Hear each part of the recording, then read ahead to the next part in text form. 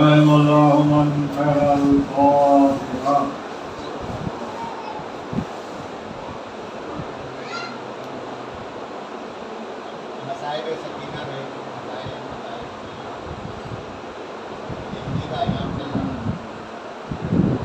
لا حول ولا قوة إلا بالله العلي العظيم.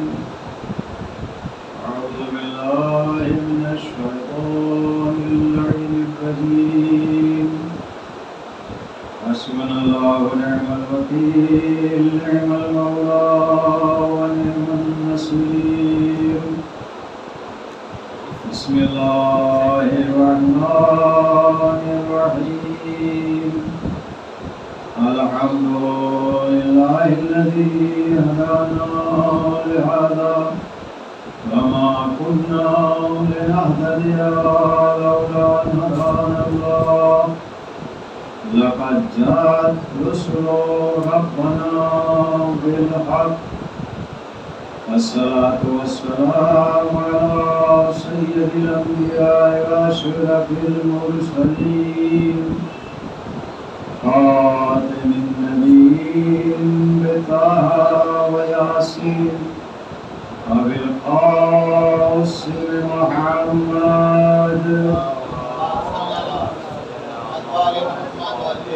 ثم الصلاة على أهل بيته الطيبين الطاهرين المعصومين المنتخبين المنتدبين المظلومين الغفر الميامين. ولعنة الله على أعدائهم وغاصب حقوقهم أجمعين. أما بعد فقد قال الله تبارك وتعالى وقوله الحق. بسم الله الرحمن الرحيم. إن أول بيت وضع للناس الذي ببكة مباركة وهدى للعالمين. درود محمد وآل محمد.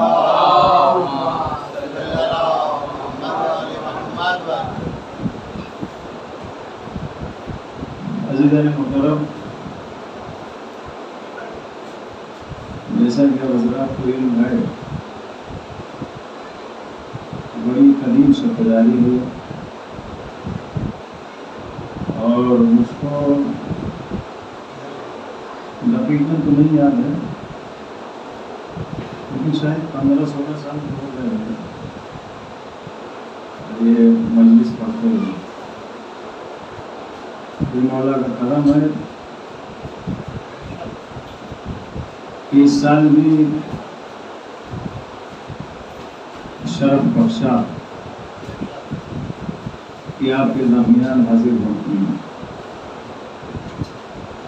معزز سامعین کرام، کیونکہ یہ مجلس دیر میں شروع ہوتی ہے، زیادہ طولانی وقت نہیں ملتا. کوشش کروں گا کہ کم وقت میں زیادہ بات پہنچا دیں.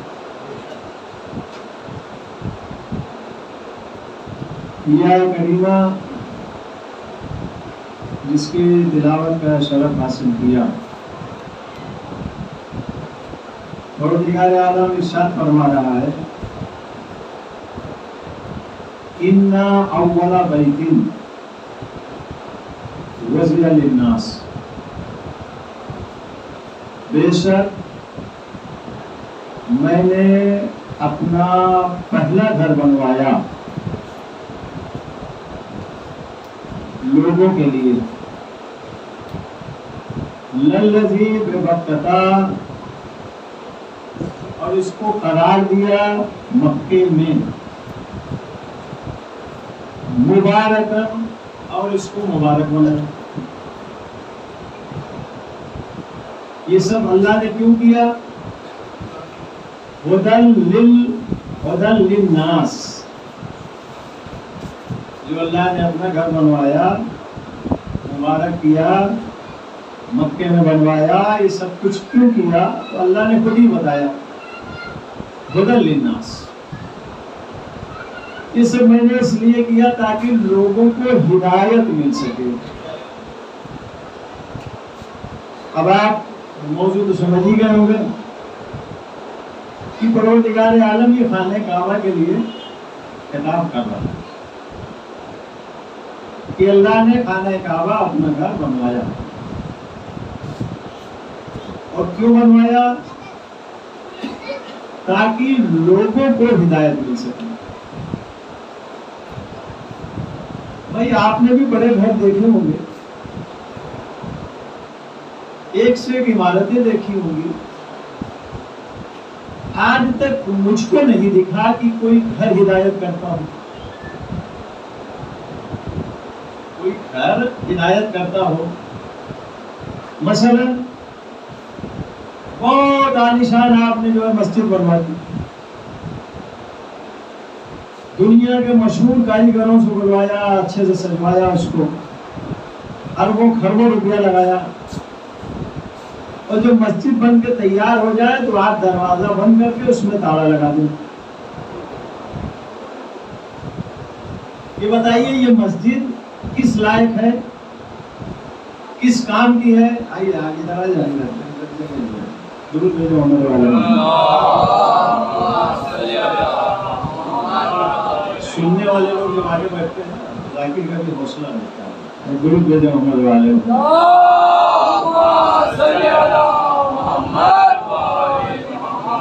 لیکن بڑی توجہ چاہتا ہوں میں، اگر تھوڑا سا بھی آپ ساتھ میں رہیں تو بات جو ہے پہنچانے میں آسانی ہو جائے.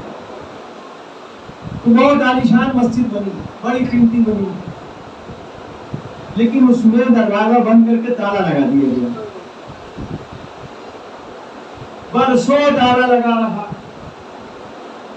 جب مسجد بننا شروع ہوئی تمام اطراف میں شور کہ بھئی ایک نواب صاحب ہیں، راجہ صاحب ہیں، فلاں بہت بڑے وہ تاجر ہیں، وہ بڑی عالیشان مسجد بنوا رہے ہیں.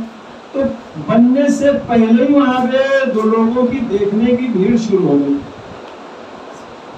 اور جب بن کے تیار ہوئی تو لوگوں کا ایک انبار سا کتنی عالیشان مسجد، دیکھا جائے کیسی مسجد ہے. لیکن جب مسجد بن کے تیار ہوئی تو تالا لگا دیا گیا. اب آپ یہ بتائیے کہ یہ مسجد جس میں اتنی رقم لگائی گئی، اتنی شہرت ہوئی، لوگوں نے اتنا جو ہے پسند کیا، دور دور سے دیکھنے کے لیے آئے، تالا لگنے کے بعد یہ مسجد کس کام کی؟ کس کام کی مسجد ہے؟ اذان نہیں ہوتی، نماز نہیں ہوتی، خطبہ نہیں ہوتا، اس میں قرآن نہیں پڑھا جاتا، اس میں کچھ نہیں ہے. بتائیے یہ مسجد کیا لوگوں کو ہدایت پہنچا سکتی؟ ایک امام بارگاہ آپ نے بنایا بڑا عالیشان، اسی طرح سے بڑا قیمتی، اور اس میں بھی جب بن گیا تو تالا مار دیا. ایک نہ مجلس ہو رہی ہے، نہ مسائل، نہ عزاداری، نہ حسین کا ذکر، نہ اہل بیت کا ذکر، نہ اللہ کا ذکر. یہ بتائیے امام بارگاہ کس کام کی ہے؟ کیا یہ امام بارگاہ لوگوں کو فائدہ پہنچا سکتی ہے، ہدایت کر سکتی ہے؟ کسی نے اپنا محل بنوایا بڑا عالیشان، اور محل بنوا کے پورا اچھے سے سجا دیا، ضرورت کی ہر چیز محل کے اندر، لیکن جب تیار ہو گیا تو اس کو دروازہ بند کر کے تالا لگا دیا. اب آپ یہ بتائیے کہ جب یہ محل بن رہا تھا تو لوگ دیکھنے کے لیے جا رہے تھے، لیکن جب کچھ عرصہ تالا لگا رہا تو دیکھنا تو چھوڑو، لوگوں نے رستہ ادھر چلنا بند کر دیا کہ ادھر جنات ہیں، ادھر بھوت ہیں، ادھر پریت ہیں. تو کہنے کا مقصد یہ کتنا بھی قیمتی گھر ہو، گھر ہدایت نہیں دیتا. اللہ کیا کہہ رہا ہے؟ میں نے یہ اپنا گھر بنوایا ہدایت کے لیے، لوگ تاکہ لوگ اس سے ہدایت پا سکے. ابراہیم نے گھر بنایا، دنیا سے چلے گئے، گھر میں تالا لگ گیا، 2500 سال تک اس گھر میں تالا پڑا رہا. اب انصاف سے کوئی بتائے، اللہ نے بنوایا تھا ہدایت کے لیے، 2500 سال یا 5000 سال تک اس گھر میں تالا پڑا رہا، یہ کس گھر نے کتنے لوگوں کو ہدایت پہنچائی؟ ایک شخص کو بھی شاید اس گھر میں ہدایت نہیں دی ہو. کیوں؟ اس لیے کہ گھر کا کام نہیں ہے ہدایت دینا. جب تک گھر بند ہے کسی لائق نہیں. جب تالا کھل جائے، گھر والا آ جائے تو یہی گھر ہدایت دینے لگے گا. اللہ نے کیا کہا؟ میں نے اس گھر کو بنایا ہدایت کے لیے. حضرت ابراہیم نے، اسماعیل نے اس گھر کو تیار کیا، لیکن 5000 سال تک رسول اللہ کے آنے تک یہ گھر بند رہا. تو جب تک بند رہا بے ہدایت رہا، لیکن جیسے ہی 13 رجب کو صاحب خانہ آ گیا، محمد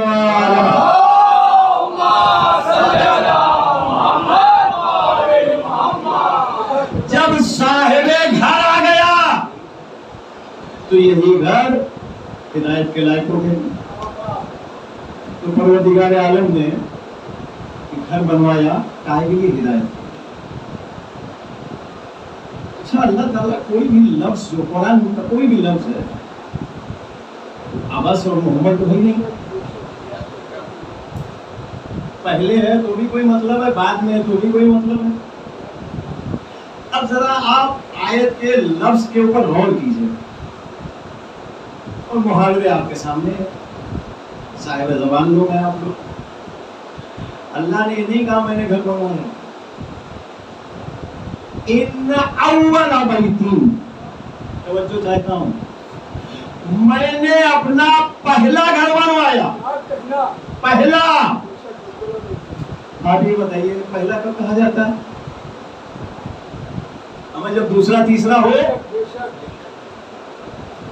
ایک صاحب لے کے گئے گھر پہ، بولا گھر تشریف لائیے گا. میں گیا، بڑا عالیشان گھر تھا. بیٹھالا، چائے پانی ناشتہ کروایا، اس کے بعد میرا گھر دیکھ لیجیے، یہ میرا پہلا گھر ہے. تو پہلا گھر کا مطلب کیا ہوا؟ اس کا مطلب دوسرا تیسرا چوتھا پانچواں بھی ہے.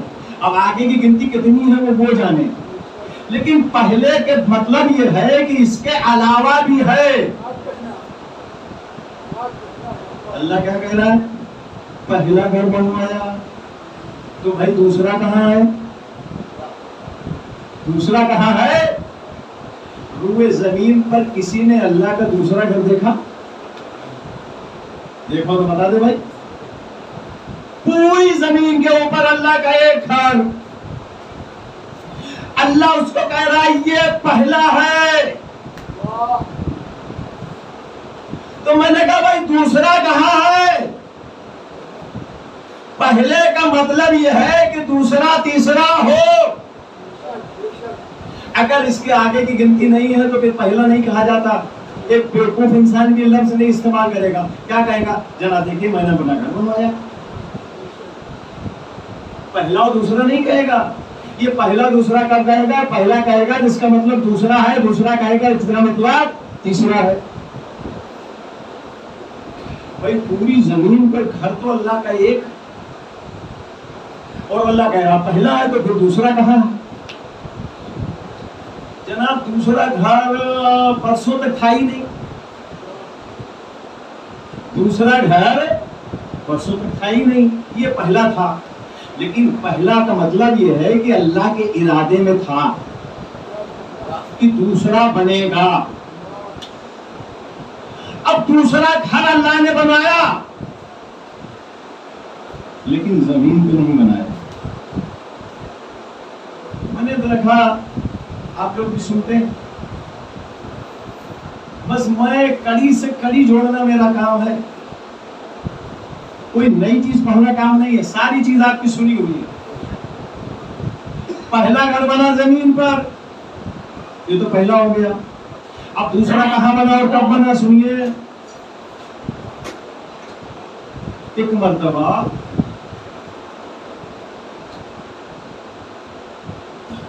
رمضان کی پہلی تاریخ آئی.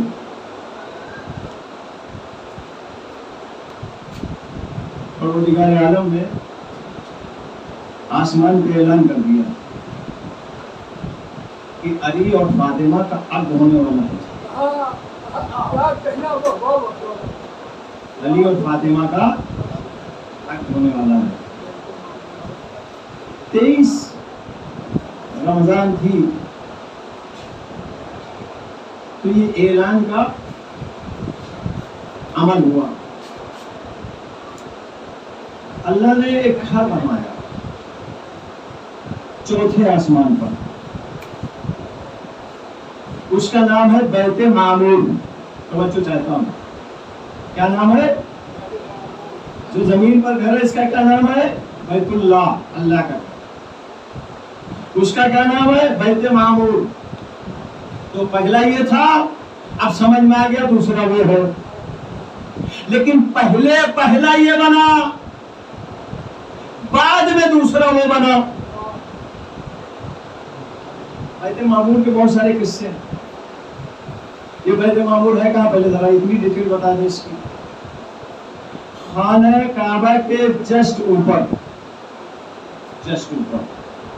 3 آسمان پار کر لیجئے, چوتھے آسمان پہ مل جائے گا. ایڈریس بتا دیا ہے ہم نے. اگر کوئی پوچھے کہ میں کہاں ہے تو ایڈریس بتا دیا ہے. خانہ کعبہ کے جسٹ اوپر سیدھے چلے جاؤ, تیسرا آسمان پار کرو گے, چوتھے پہ مل جائے گا. علی اور فاطمہ کی شادی کا عقد کا اعلان ہوا پہلی رمضان کو. پہلی سے 23 کے درمیان میں اللہ نے بیت معمور بنایا. اب آپ یہ بولیں گے کہ ان کی شادی کی تو تاریخ جو ہے 1 ذی الحجہ ہے. بھائی میں زمین کی بات ہی نہیں کر رہا ہوں, یہ درود بھیجے محمد والے محمد.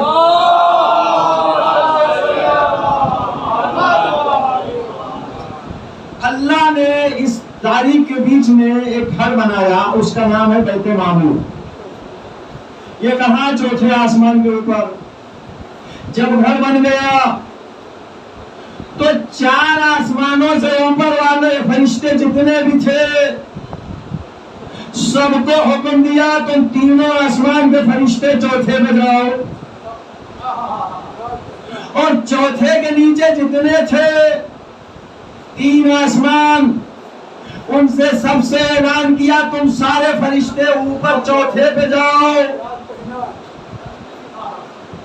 جب 7 آسمان کے فرشتے چوتھے آسمان پر بیت المعمور کے اندر جمع ہو گئے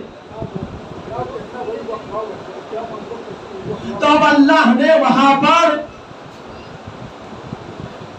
اس شادی کی رسم کا آغاز کیا. نعرہ حیدری خدمت آل محمد پہ آواز بلند سلوات.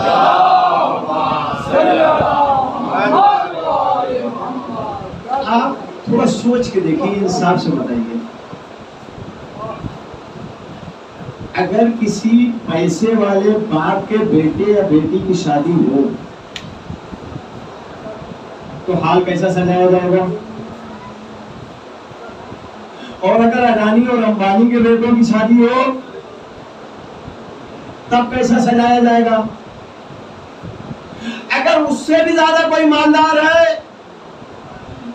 اور اس کے گھر کی کسی بچے کی شادی ہو تو حال کیسا سجایا جائے گا؟ بھائی جتنا رقم اور پیسہ لگتا جائے گا سجاوٹ اتنی بڑھتی جائے گی. یعنی جس کا جتنا اختیار, یوں سمجھیے آپ, جس کا جتنا اختیار وہ شادی کا اتنا ہی اچھا اہتمام. تو زمین پہ جتنا بھی انسان ہے ہر ایک کے اختیار محدود ہے, ہر ایک کے اختیار محدود ہے. اگر لامحدود کوئی کام کر رہا ہو تو پھر وہ کیسا اہتمام کرے گا؟ گھر بنایا گیا شادی کے لیے، انتظام کون کر رہا ہے؟ لامحدود، جس کے کوئی حد نہیں اختیار کی، اللہ تعالیٰ۔ اب آپ یہاں سے خود سمجھ لیجئے کہ اس گھر کی سجاوٹ کیا ہوگی۔ بیت المعمور کی سجاوٹ ایسی تھی کہ اگر آپ دیکھ لیتے تو جنت کی سجاوٹ فیل ہو جاتی، جنت کی سجاوٹ فیل ہو جاتی۔ اللہ نے وہ سجاوٹ کی بیت المعمور کی، اور اس کے بعد فرشتوں نے ایک ممبر لا کے رکھا۔ پتہ یہ کون سا ممبر تھا؟ حضرت آدم علیہ السلام و فرشتوں میں جب امتحان ہوا تھا، اس ممبر کا نام ہے ممبر نور۔ جس امتحان کے وقت حضرت آدم جس ممبر پر بیٹھ کر وہ امتحان دیے تھے اور پنجتن کے اسما بتائے تھے، یہ وہی ممبر تھا۔ یہ جنت میں محفوظ کر کے رکھا گیا تھا، اور روز محشر ہی آئے گا، پھر سے آئے گا روز محشر۔ اب آپ ذرا اس ممبر کے بارے میں سن لیجئے۔ اس ممبر کے 70 زینے ہیں۔ ایک زینے سے دوسرے زینے کا فاصلہ اتنا ہے کہ جتنا ایک انسان 70 سال تک نان اسٹاپ چلتا رہے، جتنی دور پہنچے گا 70 سال میں، نان اسٹاپ کا مطلب سونا نہیں ہے، بیٹھنا نہیں ہے، قضاء حاجت نہیں ہے، کھانا نہیں ہے، صرف چلتا رہے 70 سال تک۔ جتنی دور جائے گا اتنا فاصلہ ایک زینے سے دوسرے زینے تک، اور 70 زینے۔ اس ممبر پہ سب سے پہلے حضرت آدم بیٹھے تھے جب ان کا امتحان ہوا تھا فرشتوں کا، یہ ممبر لا کے رکھا گیا۔ اب اس کے بعد ایک فرشتہ آیا، ممبر پہ بیٹھا، اس نے اس عقد کا خطبہ پڑھا۔ جب خطبہ ختم ہو گیا تو حضرت جبریل آگے بڑھے، علی اور فاطمہ کا عقد پڑھا۔ اچھا، اب عقد کے بعد ہی بتائیے پذیرائی بھی تو ہوتی ہے بھائی، بغیر پذیرائی کے کچھ شادی ہوتی ہے کیا؟ ہم غریب انسان ہوگا، وہ بھی کھانا نہیں، ناشتہ پانی تو نہیں دے گا۔ لامحدود، اس نے خاص طور سے عقد کے لیے گھر بنوایا، کتنا سجایا، 7 آسمان کے فرشتوں کو بلایا، علی و فاطمہ کا عقد ہوا۔ اب عقد کے بعد اللہ پذیرائی نہیں دے گا۔ اچھا، پذیرائی کیسی ہوتی ہے بھائی؟ پذیرائی کیسی ہوتی ہے؟ جیسے مہمان ویسی پذیرائی۔ ابھی آج کل تو بڑی بیماری چل رہی ہے شوگر کی۔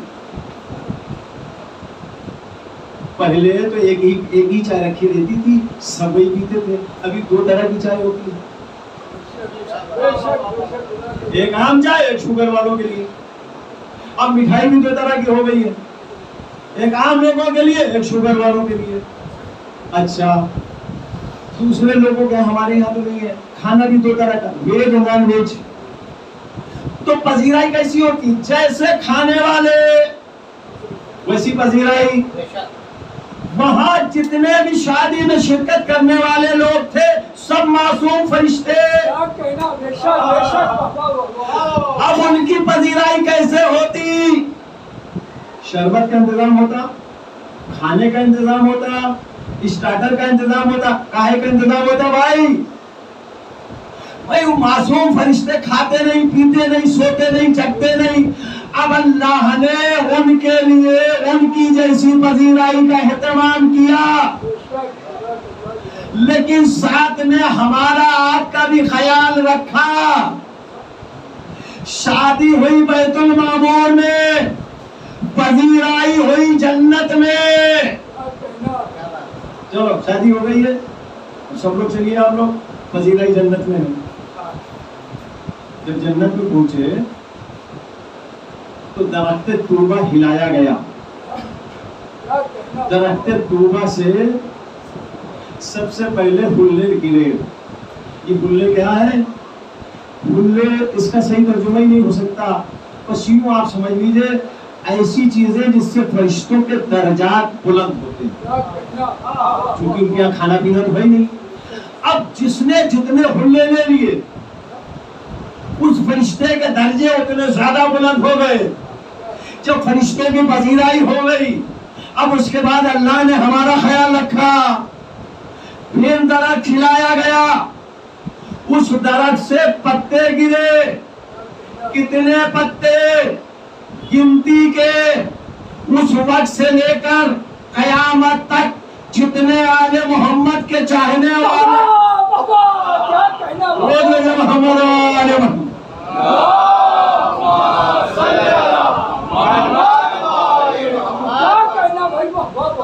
پتے گرے. کتنے پتے؟ گن کے نہ ایک کم نہ ایک زیادہ. قیامت تک جتنے بھی آل محمد کے چاہنے والے ہوں گے اتنے گنتی کے پتے گرے. ایک طرف اس میں لکھا ہوا تھا علی و فاطمہ کی شادی مبارک ہو، دوسری طرف اس پتے کے اس مومن کا نام لکھا تھا جو قیامت تک آل محمد کا چاہنے والا ہوگا. فرشتوں نے ان پتوں کو حفاظت سے جمع کر کے رکھ لیا. بولے جب روز محشر آل محمد کے چاہنے والے آئے نام پڑھ پڑھ کے دے دینا.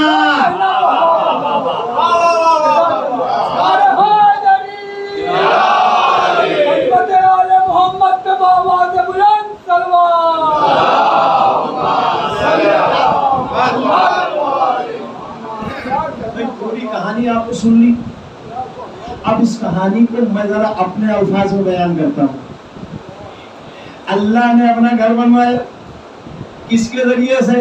معصوم نبی ابراہیم و اسماعیل کے ذریعے سے. وہ جب چلے گئے تو گھر میں تالا لگ گیا. تالا کب تک لگا رہا؟ جب تک رسول اللہ دنیا میں آ نہیں گئے. آنے کے بعد بھی تالا تو کھلا لیکن اس میں اللہ کی عبادت نہ ہوئی، نماز نہ پڑھی گئی، بلکہ اس میں بتوں کا بسیرا ہو گیا. 13 رجب کو جب مالک گھر آ گیا تب صحیح معنوں میں اس گھر کے بنانے کا مقصد سمجھ میں آیا. اب ذرا آیت کے الفاظ سن لیجئے. اللہ نے کیا کہا؟ میں نے پہلا گھر بنوایا جو زمین کے اوپر تھا، بنایا گیا ہدایت کے لیے، لیکن جب تک علی کی ولادت نہ ہو گئی تب تک یہ گھر بغیر ہدایت کے پڑا رہا، تالا لگا رہا. دوسرا گھر اللہ نے بنایا بیت المعمور میں. کس کے لیے؟ علی و فاطمہ کی شادی کے اہتمام کے لیے. اب سنیے اللہ نے اپنے 2 گھر بنائے، ایک زمین پر ایک آسمان پر. ایک تو علی کا سچا خانہ بنا دیا، ایک تو علی کا شادی کا میدان بنا دیا.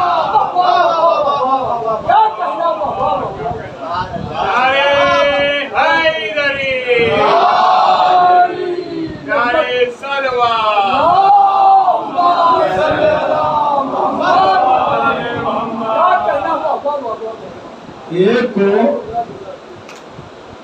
علی کا زچخانہ بنا دیا، دوسرے گھر کو علی کی شادی کا میرج ہال بنا دیا. اب آپ یہ بتائیے خانہ کعبہ کے گھر کی طرف رخ کر کے نماز کب سے شروع ہوئی؟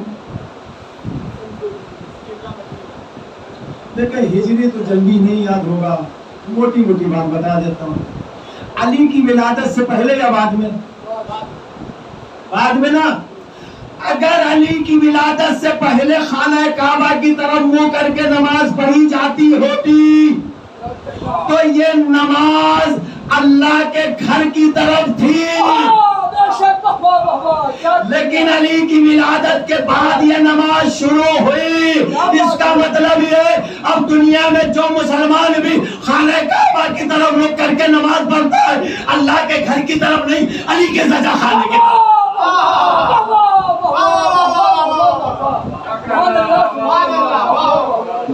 محمد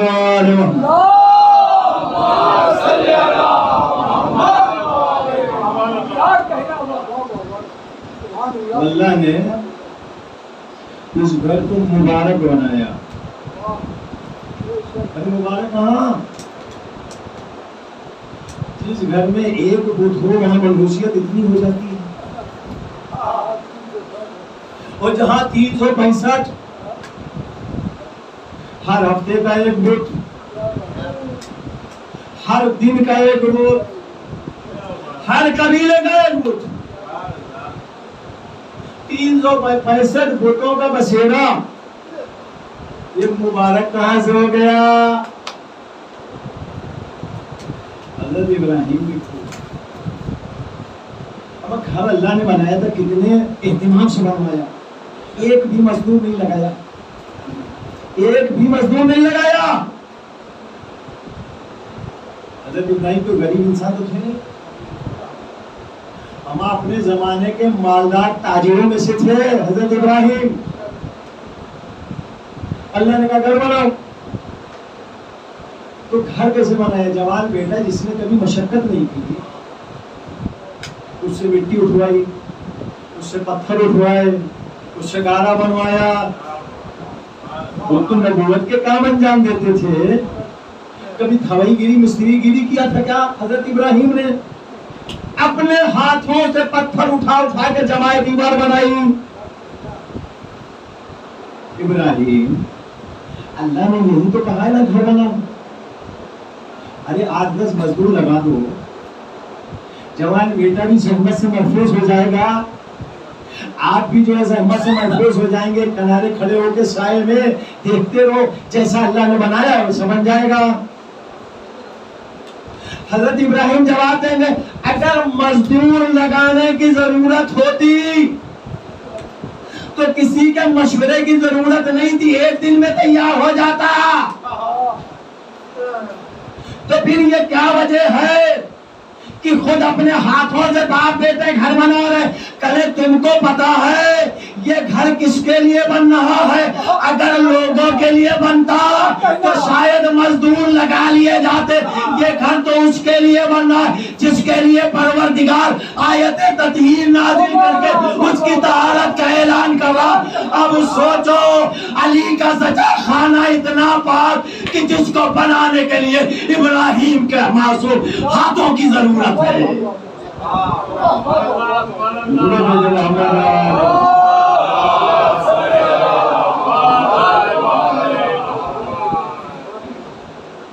حضرت ابراہیم کے معصوم ہاتھوں کی ضرورت ہے.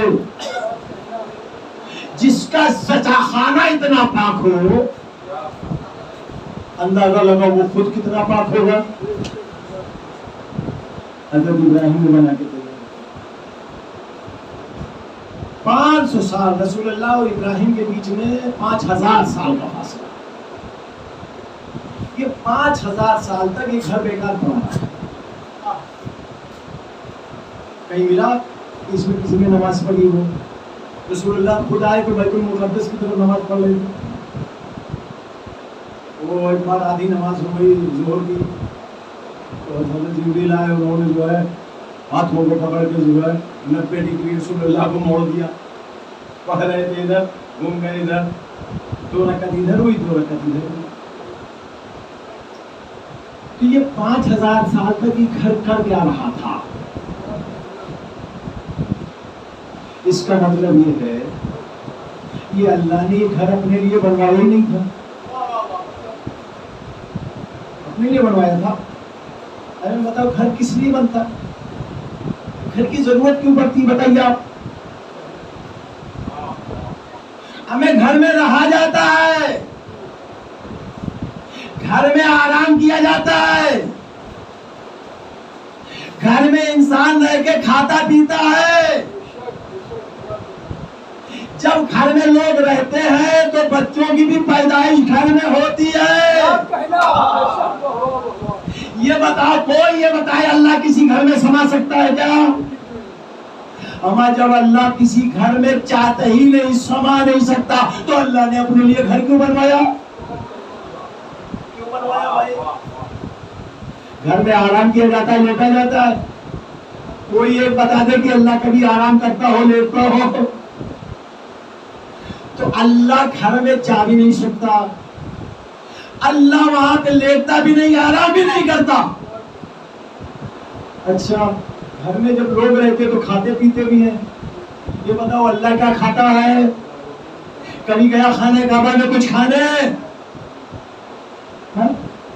تو نہ اللہ گیا، نہ اللہ نے آرام کیا، نہ اللہ نے کبھی کھانا کھایا۔ اب ایک چیز اور بچی، جب لوگ گھر میں رہتے ہیں تو تولید و ولد بھی ہوتا ہے، تو بچوں کی ولادتیں بھی ہوتی ہیں گھر میں۔ اللہ تو کہتا ہے لم یلد ولم یولد، نہ اس کا کوئی بیٹا ہے نہ وہ کسی کا بیٹا ہے۔ اب آپ یہ بتائیے کہ کوئی بھی انسان کوئی کام عبث کرتا ہے کیا؟ آپ ایک ایسا گھر بنوائیں لاکھوں کروڑوں روپیہ ڈال کے اور اس کے بعد بند کر کے جو ہے وہ نسلوں تک کے لیے اس کو تالا مار کے چھوڑ دیں، کون انسان کہے گا آپ نے عقل مندی کی؟ بھائی یہ تو بیوقوفی نا سراسر۔ جب گھر میں رہنا نہیں، بچوں کو رہنا نہیں، بیچنا نہیں، کسی کو دینا نہیں، گھر آباد نہیں کرنا ہے، تو یہ بتاؤ یہ کس کے لیے گھر بنایا؟ ایک انسان تو اتنی بھول کرتا نہیں، ایک انسان تو اتنا عبث کام کرتا نہیں، تو پروردگار عالم ایسا کام کر رہا ہے۔ وہ کیا کہہ رہا؟ گھر بنوایا میں نے اپنے لیے، نہ گھر میں کبھی گیا، نہ گھر میں کبھی آرام کیا، نہ گھر میں کبھی کھانا کھایا، نہ اس کے کوئی بیٹا نہ وہ کسی کا بیٹا۔ تو پھر یہ گھر کس کے لیے بنوایا؟ ہمیں 13 رجب تک تو پتا نہ چلا، لیکن جب فاطمہ بنت اسد گھر کے اندر جا کے 3 روز رہی، آرام بھی کیا، کھایا بھی، بچے کی ولادت بھی ہوئی، تب پتا چلا یہ گھر اللہ نے اپنے لیے نہیں علی کے لیے بنوایا۔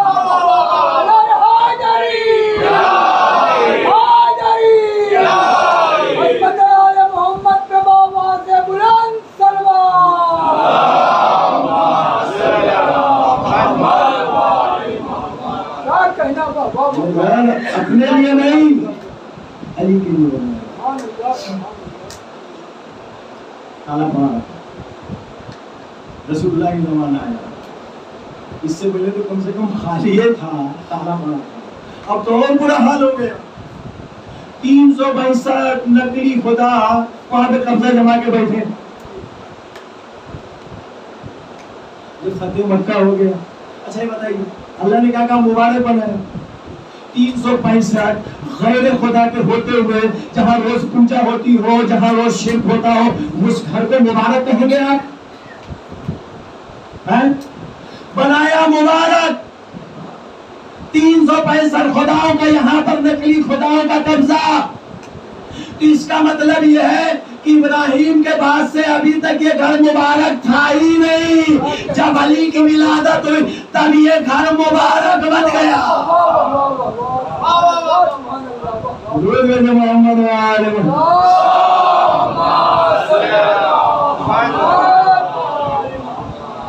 فتح مکہ کے بعد جب ہتھیلے چلنے لگے، اصلی مالک آ گیا اور قبضہ جمائے لوگوں کو جب وہاں سے زبردستی نکالا جانے لگا، تو پہلے تو رسول اللہ کی فوج ٹوٹی، کسی کی ٹانگ پکڑی، کسی کا ہاتھ پکڑا، اور اس سب قبضہ جمائے والوں کو باہر پھینکا۔ بھائی ایک اس میں دادا تھا مولانا، دو بڑے تھے، لات اور عزت، لات اور عزت، لات اور عزت، یہ دو سب سے بڑے دکھ تھے۔ اب ان کو تو وہ ہاتھ پکڑ کے اور لات پکڑ کے تو نہیں ہٹایا جا سکتا ہے، یہ والے چھوٹے چھوٹے ایک بوڑھی لوگ ہوتے ہیں، دو چار آدمی آپ لوگ جاؤ صحیح کر دو، لیکن جو پورے محلے کا دادا ہو، بدماش ہو، اس کے لیے بھائی بڑی سینا جانا پڑتی ہے، نہ لے جانا پڑتی ہے۔ اب یہ سارے جتنے بھی نقلی تھے، قبضہ جمائے ہوئے، رسول اللہ کے اصحاب جتنے تھے، ہاتھ پکڑ کے لات پکڑ کے سب کو صاف کر دیا۔ اب تو آخر والے بچے، ایک لات اور ایک عزا، اتنے بڑے بڑے کہ لوگوں کا ہاتھ نہ پہنچے ان کو ہٹانے کے لیے۔ محمد والے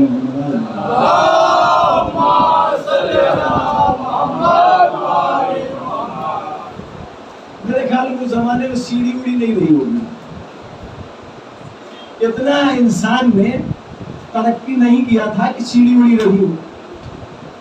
اگر سیڑھی ہوتی تو یہ جو صحابی لوگ تھے نا، یہ سب سے پہلے دوڑ کے کسی کے گھر سے سیڑھی لا کے کھڑا کر دیتے اور تھوڑا چلانے لگتے. تو ہمارے خیال میں سیڑھی ویڑھی نہیں رہی. اب یہ بڑے بڑے بوٹ ان کو کیسے ہٹایا جائے؟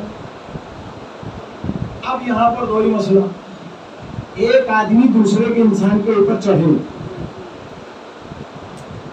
ایک دوسرے کے کندھے پر چڑھے تبھی وہاں تک پہنچے اور اس کے بعد توڑے. بھائی کیا یہ شرف اصحاب نے حاصل کرنے کی کوشش نہیں کی ہوگی؟ کتاب میں تو نہیں لکھا، لیکن سوچا تو ہوگا نا کہ جلدی سے یہ بھی کر دے اور گھر صاف ہو جائے. رسول اللہ نے کہا نہیں، یہ کام تمہارا نہیں ہے، یہ اصلی مالک کا ہے. کیا کہنا یہ اصلی مالک کا ہے، تاکہ پتا تو چلے کہ گھر والا کون ہے. اب یہاں پہ دو لوگ بچے، علی اور رسول. اب ہونا کیا چاہیے؟ علی کھڑے ہو، یا رسول اللہ آپ میرے کندھوں پر پیر رکھ کے اور بتوں کو ہٹا دیجیے. یہ بات اگر علی کا تو بہت بڑی بات ہے. خود چھوٹے ہیں، رسول اللہ بڑے ہیں، تو چھوٹا بڑے کو کوئی آرڈر نہیں دے سکتا. اب علی یہ بھی نہیں کہہ سکتے، یہ بھی نہیں کہہ سکتے یا رسول اللہ آپ کھڑے ہوئے ہم آپ کے کندھوں پر پیر رکھے. یہ بھی نہیں کہہ سکتے اس لیے کہ رسول اللہ بڑے علی چھوٹے، یہ بدتمیزی ہوگی. اب علی سوچ رہے ہیں یہ بت ہٹائے کیسے کریں. رسول اللہ نے کہا یا علی کیا دیکھتے ہو؟ یا رسول اللہ حکم کیجیے. کہے آؤ میرے دوست پر اپنے پیروں کو رکھو اور جاؤ ان کا صفایا کرو. نہیں بات پہنچی نہیں ہے، اب مجھ کو تھوڑا سا محنت کرنا پڑے گی. رسول اللہ مسجد نبوی میں مدینے میں عمر کے آخری ایام رسول اللہ نے ایک مرتبہ اعلان کیا، بھائی میرے اوپر اگر کسی کا دیا ہو، لین دین ہو، کوئی چیز ادھار باقی ہو، مجھ سے لے سکتا ہے، تقاضا کر سکتا ہے. سارے لوگ خاموش ہوئے. ایک عربی تھوڑی دیر کے بعد کچھ سوچنے کے بعد آگے بڑھا، کہا یا رسول اللہ میرا ایک لین دین آپ سے باقی ہے. کہے کیا؟ کہے ایک مرتبہ ہم آپ کے ساتھ سفر میں جا رہے تھے، آپ نے اٹھنی کو جو کوڑا مارا وہ پہلے میری پیٹھ پہ لگا، بعد میں اٹھنی کو لگا. یا رسول اللہ مجھ کو اس کا بدلہ لینا ہے. رسول اللہ نے کہا کہ آگے لے. کہا یا رسول اللہ ایسے نہیں، جس وقت میرے کوڑا لگا میرے بدن پہ کپڑا نہیں تھا. رسول اللہ نے زندگی میں پہلی بار لوگوں نے اتنی رسول اللہ کی پشت دیکھی، ورنہ اتنے ہاتھوں کے علاوہ چہرے کے علاوہ رسول اللہ کا بدن کسی نے نہیں دیکھا. یہاں تک ان کی ازواج نے بھی رسول اللہ کا بدن نہیں دیکھا. اب آپ دیکھیں کتنی اہم بات ہے. رسول اللہ نے اپنا کرتا اٹھا دیا، کہا یا رسول اللہ نہیں، جس کوڑے سے آپ نے مارا تھا وہی کوڑا چاہیے. رسول اللہ نے کسی کو بھیج کے اور علی کے گھر سے جناب فاطمہ کے یہاں سے وہ کوڑا منگوایا. فاطمہ نے وہ کوڑا دیا بابا کا، لیکن پریشان ہو گئی کہ بابا سفر میں نہیں جا رہے ہیں، بابا سفر میں نہیں جا رہے ہیں. آخر بابا نے کوڑا کا لیے منگوایا، کسی کو کچھ پتا نہیں. ایک مرتبہ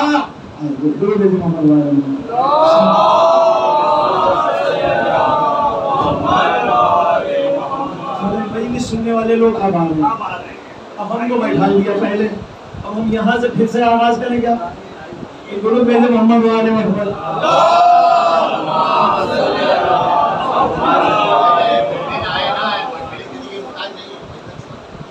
مجلس نہیں محتاج ہے، یہاں سے اور آگے پڑھیں کیا؟ بات سمجھیے آپ، بولنے سے پہلے سمجھ لیا کیجیے میں کیا کہہ رہا ہوں. بولو پہلے محمد والے محمد.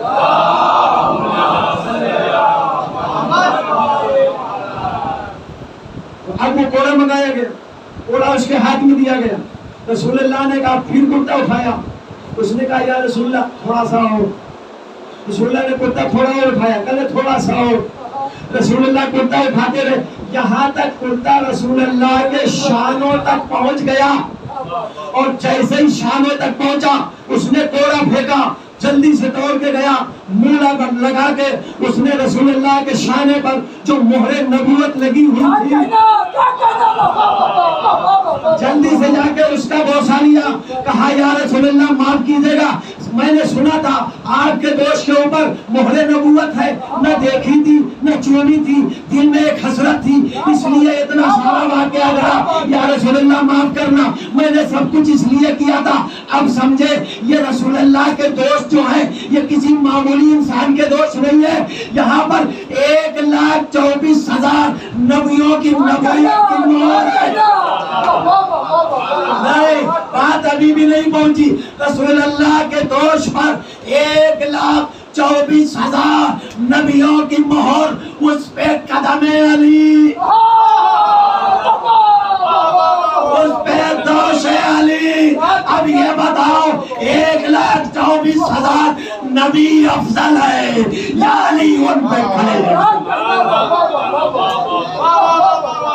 نہیں، ہم اپنی زبان سے نہیں کہہ سکتے کون افضل ہے، یہ علی کی زبانی پوچھ لو۔ ایک مرتبہ پت توڑتے توڑتے معلوم ہے علی نے کیا کہا، یا رسول اللہ میں تو اتنی بلندی پہ آ گیا کہ یہ تو آسمان کے تارے تو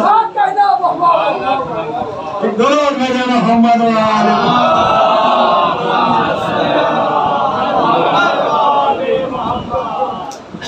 میں اتنی بلندی پہ آ گیا کہیے تو آسمان کے تارے تو جس کا گھر تھا اس نے اپنا حق جمایا اور قبضے داروں کو باہر لگا دیا۔ بس اختتام میں ایک آخری روایت آپ سن لیجیے، بڑی لطیف روایت ہے، یقین جانے میں نے پڑھا جو آج تک یاد ہے، میں بھولے ہوں۔ بیٹا محمد والے محمد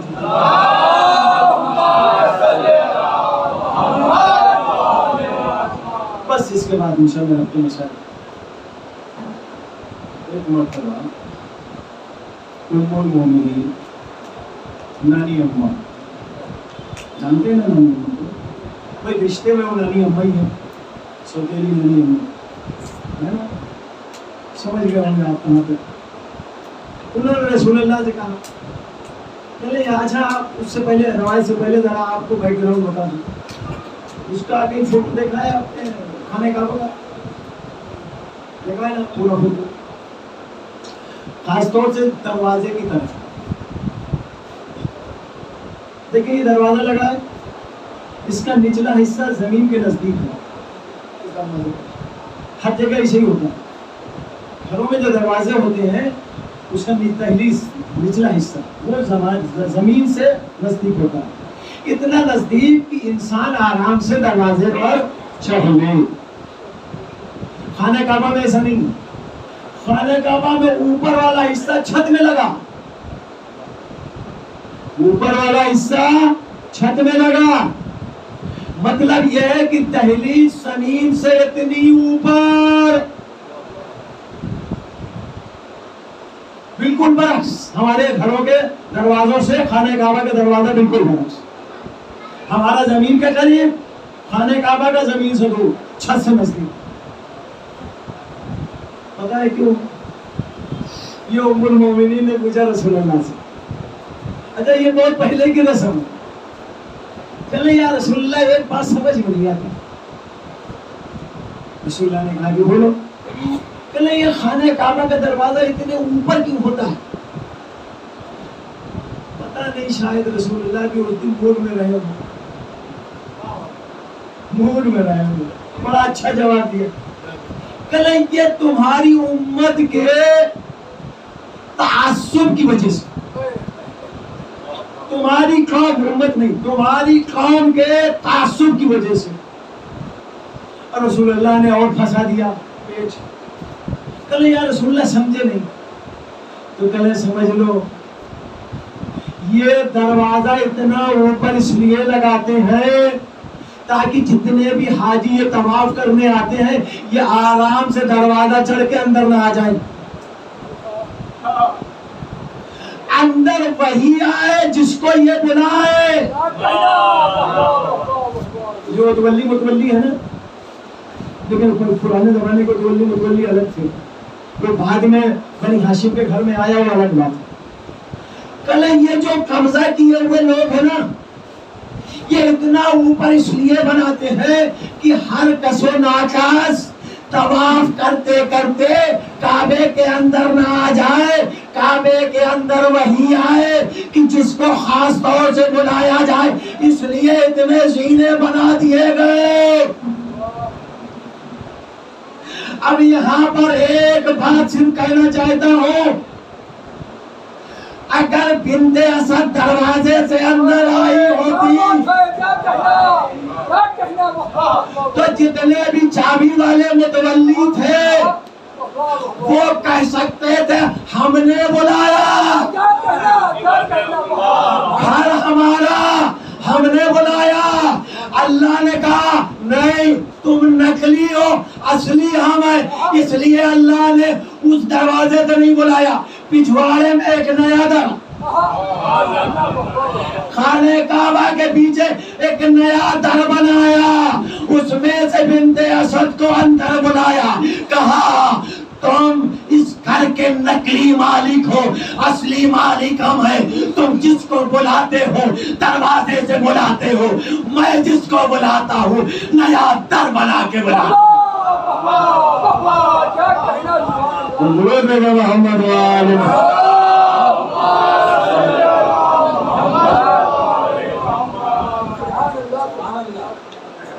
آپ بھی بتائیں، اندازہ لگائیں اور سوچ کے بتائیں،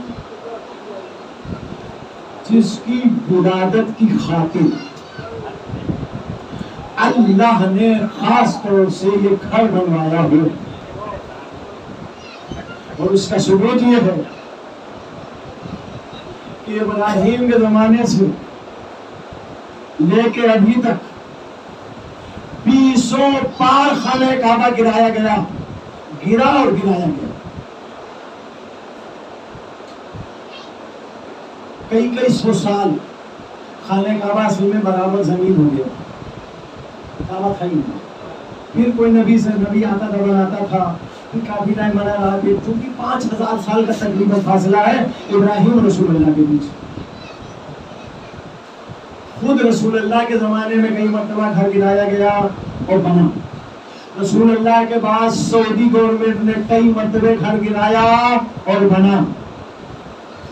یہ بتاؤ اتنی مرتبہ جو گھر گرایا گیا ہو، نئے سرے سے بنایا گیا ہو، اس میں کوئی پرانا آثار باقی رہے گا؟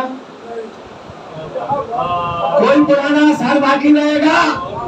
اما سب سے بڑا ثبوت یہ ہے، اگر اللہ نے اپنے لیے گھر بنایا ہوتا، اپنی کوئی نشانی باقی رکھتا، 13 رجب کو جب در میں شگاف پڑا تھا، اتنی سعودی گورنمنٹ نے کوشش کی، سارے اس میں کیمیکل ڈال دیے، کتنی بار گرایا، کتنی بار مٹایا، گھر بنتا ہے، وہ نشان باقی رہتا ہے۔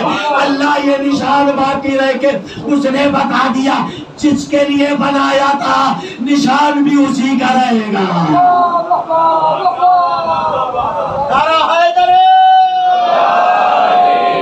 سلام دے امام زمانہ بآواز بلند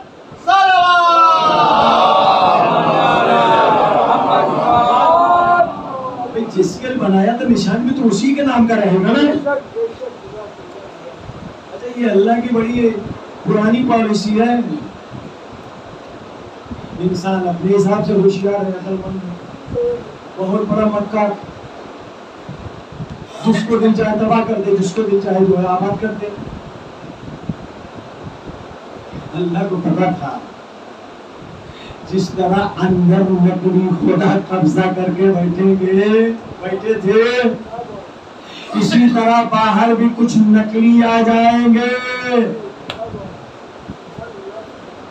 اور کچھ وقت گزرنے کے بعد دھیرے دھیرے ہر جگہ سے علی کے فضائل مٹا دیے جائیں گے۔ تو اللہ نے بھی بڑا اچھا اہتمام کیا، ٹھیک ہے تم مٹانے پہ تلے رہو، ہم بنانے پہ تلے ہیں۔ دیکھیں مسلمان یا دنیا کوئی بھی ہو،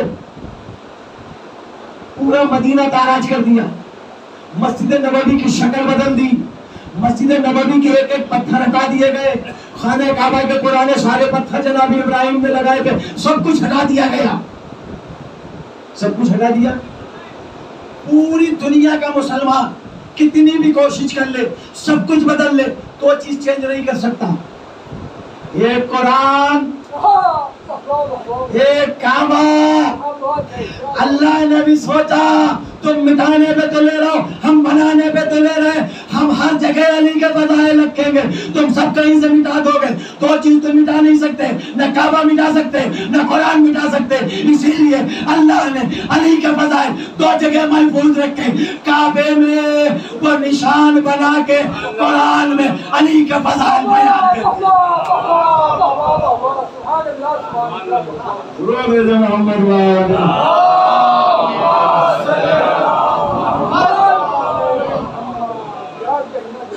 اب آگے بتائیے، جس کے لیے اللہ نے گھر بنایا ہو، جب اسی کے گھر کی بے حرمتی کی باری آئے، کون اٹھے گا؟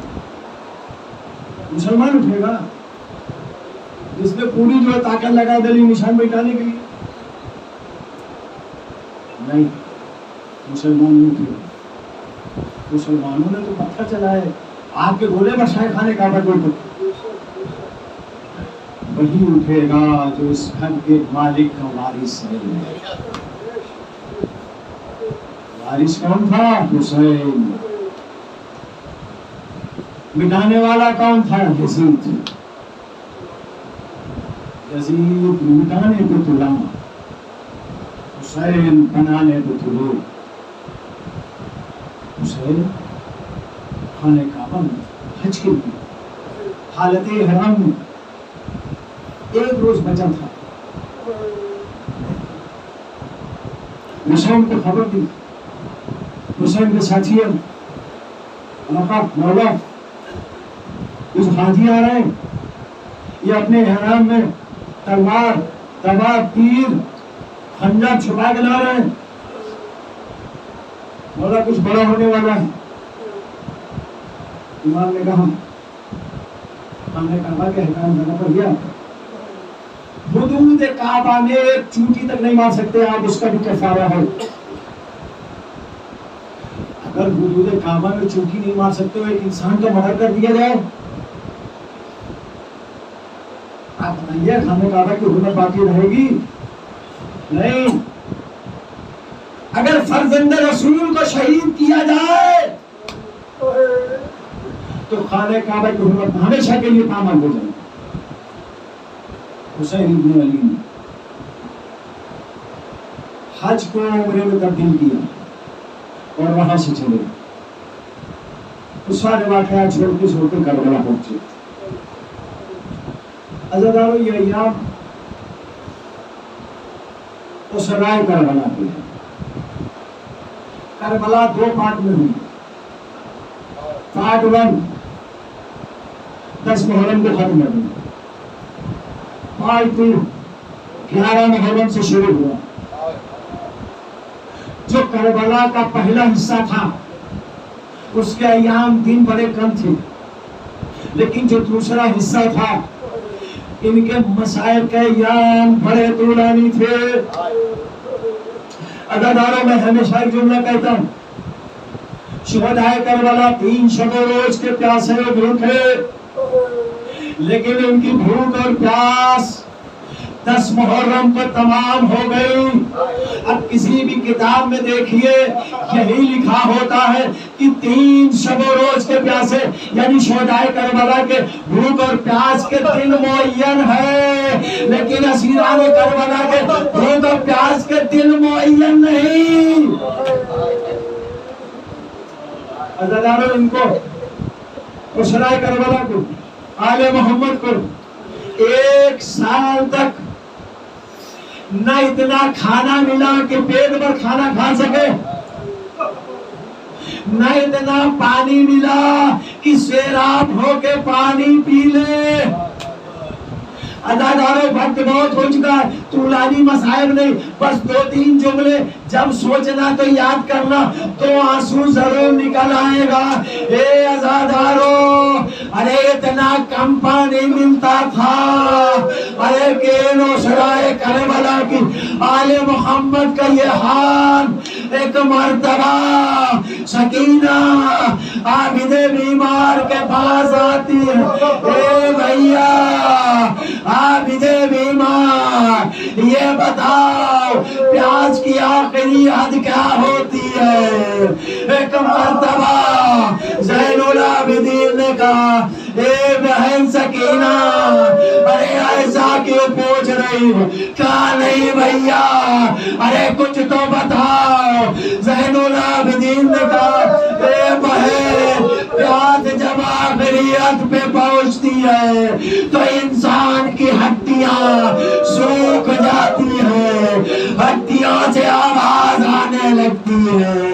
ایک مرتبہ سکینہ نے ایک جملہ کہا اے بھیا جب ہم اٹھتے بیٹھتے ہیں ہماری ہڈیوں سے چٹکنے کی آواز آتی ہے، اے بھیا جب ہم چلتے ہیں ہماری ہڈیوں سے آواز نکلتی ہے، اے بھیا میری ہڈیاں اتنی سوکھ گئی ہماری وفات کے بعد، اے بھیا ایسی زمین پہ دفن کرنا جس زمین پہ پانی کی نمی ہو، تاکہ میری ہڈیاں پانی کی نمی کے ساتھ ان کی پیاس بجھ جائے۔